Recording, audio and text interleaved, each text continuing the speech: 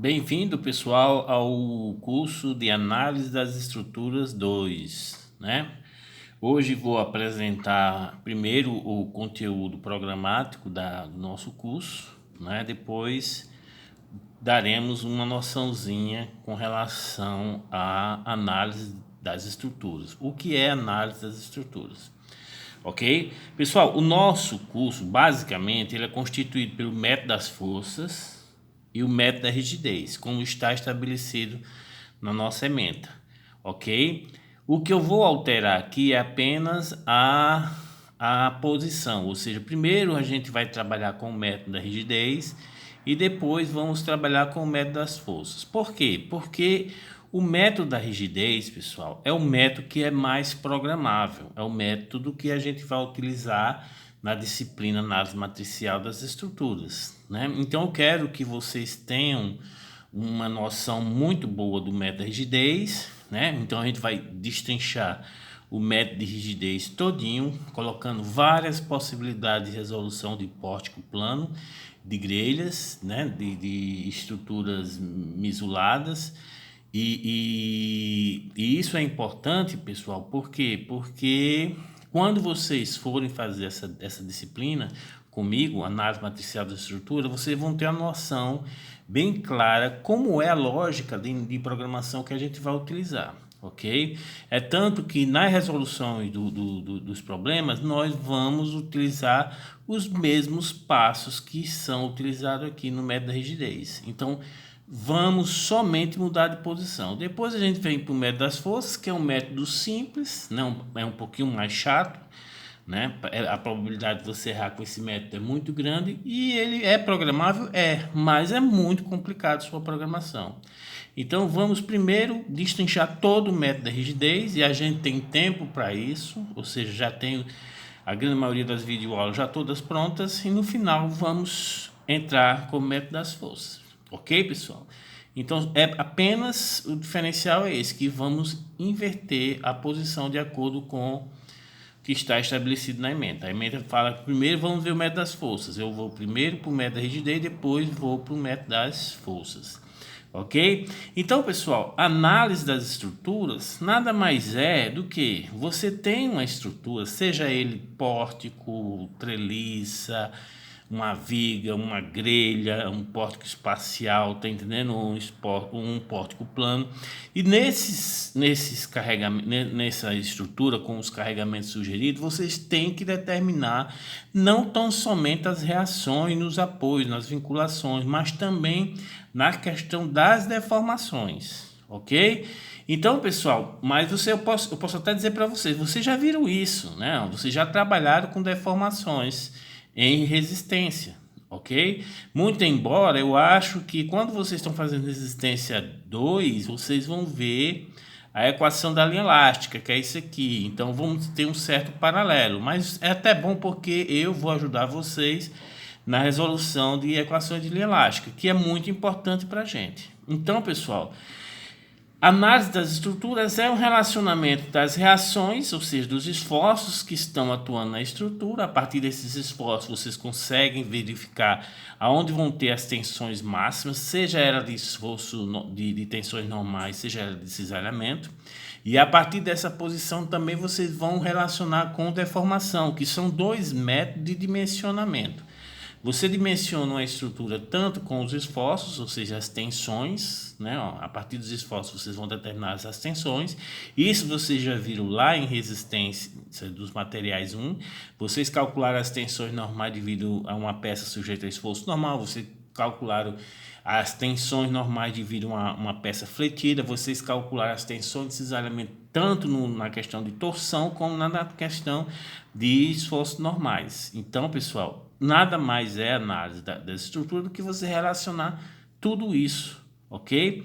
E quando a gente vem estudando engenharia, todas essas análises de estruturas, elas já vêm sendo dadas para vocês. Okay? Quando vocês fizeram mecânica, que creio eu tinha, ou foi comigo ou foi com a Elaine, você vai ter duas relações matemáticas lá na mecânica que vocês aprenderam que a gente vai utilizar aqui, ó, que é a derivada do esforço cortante em relação a x vai ser igual a menos o carregamento distribuído. ok? E depois vocês viram que a derivada do momento fletor em relação a x é igual ao esforço cortante. Então, essa relação ela foi muito interessante, porque nós vamos continuar utilizando ela, porque quando o meu esforço cortante é zero, significa dizer que o meu momento fletor ele é o quê? É máximo. Então, é uma forma de você dimensionar uma estrutura, ou seja, vou ficar preocupado onde o meu esforço cortante é zero, porque lá eu vou ter um momento máximo. E eu vou dimensionar na flexão nesse ponto, ok? Obviamente que quando a gente estava trabalhando com mecânica, a gente estava trabalhando com estrutura isostática, ou seja, são estruturas cujos vínculos não podem ultrapassar o número de equações de equilíbrio que nós temos, ok? Aí o que é que acontecia? Nós reduzimos bastante a resolução desses exercícios, né? Porque a gente tinha muitos casos, hoje você trabalha mais com estrutura hiperestática do que com estrutura isostática. Mas essas duas relações são o início das relações que nós vamos ter. Depois vocês foram para a resistência dos materiais, né? E na resistência dos materiais, vocês também conseguiam determinar essas relações de deformações. Aqui na resistência dos materiais, nós vamos utilizar tanto o esforço, o momento, que é o que vai ser mais importante, como o esforço normal P, né, ó, e como o torçor que a gente vai utilizar. E a partir desses esforços, vocês vão determinar as deformações. Seja ela na flexão, que vocês vão utilizar a equação da linha elástica, que é essa equação aqui, ó, que diz que é I. O que é I? É a rigidez, a flexão. Ou seja, o material tem o seu modo de elasticidade multiplicado pelo seu momento de inércia. Isso aqui vai me dar a minha rigidez, a flexão, que a gente vai utilizar bastante. Vezes a derivada segunda de y, dx ao quadrado, vai ser igual ao momento fletor, ok? Então, nós vamos trabalhar bastante em peças fletidas, onde a gente vai levar em consideração apenas os esforços normais. O momento fletor, né? Ó, já nesse outro caso aqui, vou trabalhar com aquela equação. A deformada vai ser igual a PL sobre A, ou seja, isso aqui já é esforço normal. Então, aqui você tem uma deformação axial, né? Ó, e aqui você tem o que a gente trabalha com a torção. Note que todos os termos iniciais é I, é a rigidez, a flexão, é a rigidez, é esforço normal, e GJP, ou seja, a constante de elasticidade transversal vezes o momento polar, né, multiplicado pelo diferencial da distorção. Isso aqui vai ser o torçor vezes o L, né, um dx, né? Nesse caso a gente está trabalhando com diferencial. Então, esses termos aqui que a gente coloca inicialmente são o quê? São rigidez. Ou seja, a rigidez, a flexão, onde eu vou trabalhar com o momento, é o EI, né? Ó, a rigidez, a esforço normal, é o EA, ou seja, a área da seção transversal e o modo de elasticidade. E a gente sabe que quando você quer aumentar a rigidez ou a tração ou a compressão, é só você aumentar a área da seção transversal. E aqui eu tenho a rigidez, a torção, né? Ó, que é o G, modo de elasticidade transversal, e o JP, que é o momento polar de inércia. Beleza, pessoal?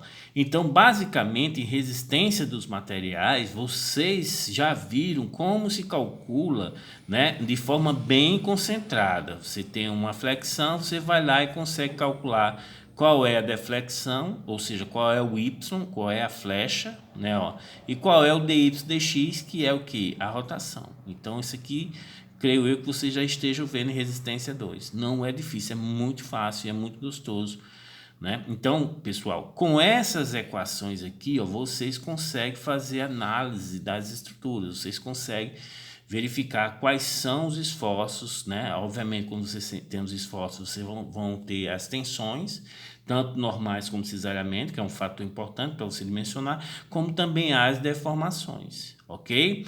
Então, é bem simples, né? Sendo que, pessoal, esses métodos que usam essas equações diferenciais, eles são mais complicados, são matemática, muita matemática, e a gente teve que elaborar um método, nesse caso foram esses dois métodos, que simplifica essas equações, né, que a gente utiliza, de forma que eu consiga ter uma lógica de programação, de forma que eu consiga programar essa estrutura, ok, pessoal? E vocês vão ver que é bem simples, né? Bem simples, né? Mas a utilização destas equações, obviamente que essa aqui a gente vai utilizar, essa aqui a gente vai utilizar em grelha também. Essa aqui a gente vai levar em consideração quando trabalhar com os esforços normais, né? E essas aqui a gente vai usar sempre, beleza? Sendo que, pessoal, o que acontece? Quando você pega um livro de análise de estrutura, eu sempre vou não levar em consideração os esforços normais. Ou seja, eu não levo em consideração os esforços normais, porque se eu for levar em consideração os esforços normais, a minha matriz de rigidez ela vai ficar estupidamente grande, porque eu tenho que criar mais grau de liberdade. Ou seja, eu vou saber qual é o deslocamento em relação ao eixo da estrutura. Ou seja, se é uma viga, eu vou ter que levar em consideração o eixo da viga, né? Que quando a gente trabalha com viga, eu nunca vou levar em consideração os esforços normais. Primeiro, porque para não tornar muito complicado. E segundo, os esforços normais, a rigidez a esforço normal, pessoal, é muito grande. Então, não tem como eu levar em consideração. Já a rigidez, a flexão já não é muito grande. O EI não é muito grande, né? A gente vai perceber essa questão. Você perceba que o I, o momento de inércia, ele é um valor muito pequeno, quando for colocar em metro, né? É 10 a menos 6, é 10 a menos 7. Já a área é um valor muito grande quando for levar em consideração metro quadrado, ou seja, vai ser 0,01 metro quadrado, tá entendendo? Então, os valores são muito grandes. Então, como vou multiplicar com o mesmo material o modo de elasticidade, essa rigidez a esforço normal é muito grande em comparação com a flexão. Por isso que a gente despreza isso tecnicamente falando, né? E matematicamente, se eu for levar em consideração os esforços normais, eu vou ter que aumentar e muito a ordem da minha matriz de rigidez. E isso vocês vão perceber. Beleza, pessoal? Então, pessoal, eu estou querendo que vocês entendam nessa primeira parte que com essas equações aqui eu resolvo qualquer estrutura. Seja era um porte com uma viga, tá entendendo? Mas é muito complicado. Eu já tenho uma lista de exercícios e vou passar para vocês irem trabalhando com essas, principalmente essas aqui, ó. Principalmente essas aqui, para ver as duas que a gente aprendeu lá em mecânica e essa aqui que é a equação da linha elástica, né? Para vocês irem se acostumando a trabalhar com isso. Mas dá muito trabalho, beleza? Então eu vou fazer aqui primeiro um exercício, né? Ó, eu peguei uma estrutura aqui, ó, peguei uma estrutura aqui que é uma viga, né? Que está engastada em A e tem um apoio aqui em B. Então vocês já olham assim e já dizem, professor, essa estrutura ela é hiperestática. Exatamente, ela é hiperestática.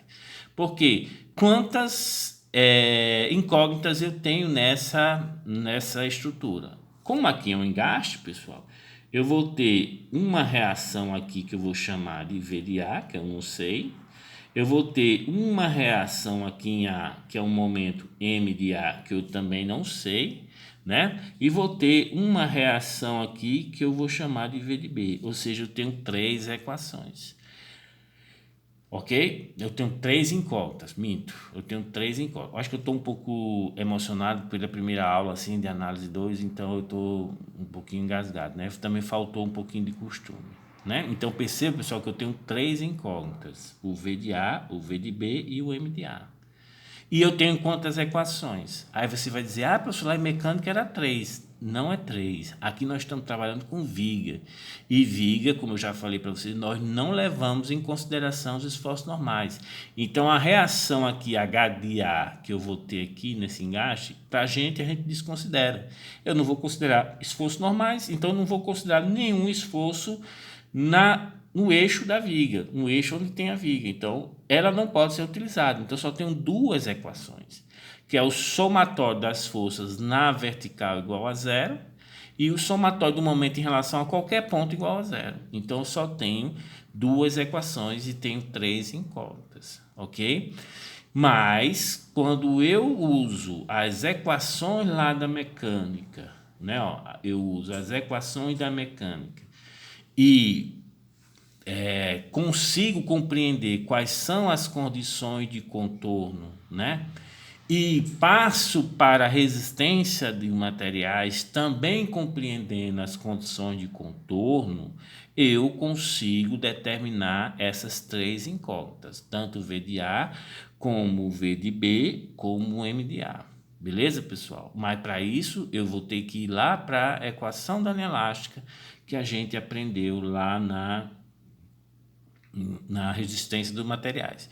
Eu sei que vocês têm situação que vocês ainda não viram, mas já é uma boa oportunidade de vocês compreenderem, beleza? Então vamos lá, pessoal. Então vamos resolver de acordo com as relações que nós temos. Então as primeiras relações que nós temos é a relação da mecânica, tá vendo? Ó? Então, relações da mecânica. Quais são as relações da mecânica que nós vimos? Primeiro, nós vimos que a derivada do esforço cortante em relação a x vai ser igual a menos o carregamento distribuído, ok? Então, pessoal, note que no trecho de A até B nós temos um carregamento distribuído, que é igual a quem? É uma constante igual a W, ok? Então, isso aqui vai ser igual a W, beleza? Pronto, essa é a primeira relação, né? Então, note que isso aqui, pessoal, nada mais é do que um diferencial. E esse diferencial é igual a uma constante, que é esse carregamento distribuído, ok? Menos ele, né? Ó, esqueci de colocar o sinal de menos. Então, note que isso aqui vai se transformar numa diferencial, ó, que eu vou poder integrar, ou seja, dv em função de x vai ser igual a menos o meu carregamento vezes dx. E eu posso integrar essa situação, beleza? Sendo que é uma integral indefinida. Eu não estou dando limite de integração. Obviamente que esse integral, como o carregamento está atuando no vão todo, vai ser de 0 a L, ok? Mas como eu não tenho a integração, eu não tenho como definir aonde é que eu estou integrando. Isso aqui é para o trecho AB, eu não tenho o limite de integração é bem definido, então eu tenho que ter uma condição de contorno para esforço cortante, para poder achar a constante de integração que a gente vai trabalhar, ok? Quando eu integro isso aqui, pessoal, vai ser o que? Ó? V de x vai ser igual a quanto? Qual a integral de menos w dx? Menos wx mais uma constante C1. Ou seja, por ser uma integral indefinida, surgiu uma constante C1. E essa constante C1, ela irá ser determinada por uma condição de contorno para quem? Para esforço cortante. Será que a gente tem alguma condição de contorno para esforço cortante? Nós não temos, pessoal. Por quê? Porque eu não sei qual é o valor de V de A e eu também não sei qual é o valor de V de B. Então, como é uma incógnita, eu não sei qual é os valores do esforço cortante em A, ou seja, para x igual a 0, e também não sei qual é o valor do esforço cortante em B, ou seja, para x igual a L, ou seja, eu não sei quem é V de A nem V de B. Então, pessoal, vamos para frente. Então, vamos sair dessa primeira relação que a gente aprendeu lá em mecânica e vamos para a segunda relação que nós aprendemos em mecânica, que foi o quê, ó? A derivada do momento fleitor em relação a x vai ser igual a quem? Vai ser igual ao meu esforço cortante. Né, ó? E note que meu esforço cortante nós já temos, né, ó? Que vai ser igual a quem? Ó? Menos wx mais c1. Ok? Então, vai passar esse dx aqui multiplicando e você vai ter uma outra integração. Né, ó? Então, vocês vão achar essa integração como m de x vai ser igual a quanto? Ó? Menos wx ao quadrado sobre 2, né, ó? Mais C1x mais C2. Ou seja, surgiu uma constante de integração C2. Que essa constante de integração C2 está onde, pessoal? Está em momento. Ok? Então, essa constante de integração C2 foi gerada no momento. Então, eu posso determinar ela com uma condição de contorno. Aí eu pergunto para vocês, Tem alguma condição de contorno nessa primeira figurinha com relação a momento fletor? Aí vocês vão perceber, professor, deixa eu ver, aqui em A é um engaste, então tem uma reação aqui em M de A, mas eu não sei quanto é não. Então isso aqui para mim não é uma condição de contorno, exatamente. Mas peraí, aqui em B é um apoio, e um apoio, o valor do momento lá aplicado, né? O valor do momento lá no apoio vai ser exatamente o valor do momento aplicado, mas não tem momento aplicado. Então, obrigatoriamente, o momento aqui em B tem que ser quanto? Zero. Então, isso aqui, pessoal, é uma condição de contorno. Tá entendendo? Então, vai ser a nossa primeira condição de contorno. Então, vou colocar aqui bem, ó, em negrito, ó, primeira CC. CC não é suvaqueira, não, é condição de contorno. Ou seja, para x igual a L, ou seja, em B, aí eu vou colocar aqui vírgula, em B, temos o momento para x igual a L igual a zero. Por que igual a zero, pessoal? Porque aqui é um apoio. E o momento em um apoio de extremidade é igual ao momento aplicado. Como não tem momento aplicado, eu sempre gosto de colocar isso, pessoal, porque tem vez em quando você coloca um momento aqui, ó, né? Ó, bota um momento aqui aplicado, aí pergunta qual é o momento aqui nesse apoio, aí o cara diz é zero. Não, infeliz, é o momento aplicado. Não tem, é zero. Ok? Então, o momento lá em L, né, para x igual a L é zero.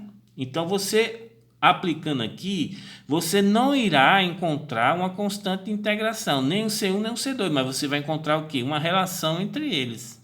Ok? Ou seja, o momento para x igual a L é zero. Então, esse termo aqui vai ser zero. Então, vai ficar zero igual a menos WL ao quadrado sobre 2 mais C1L mais C2. Ok?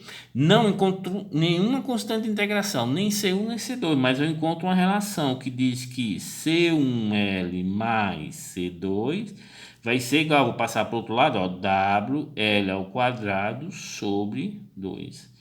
Ok, pessoal? Tá aqui a minha primeira relação.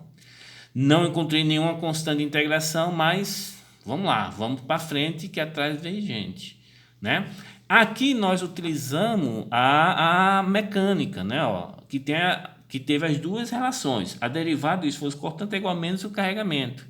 E depois a derivada do momento fletor é igual ao esforço cortante. Então a gente já trabalhando com essas duas relações. Acabou, pessoal. Agora eu vou ter que trabalhar com as deformações, né? E para isso eu vou utilizar a equação da linha elástica. Né? Vou até colocar aqui, ó, equação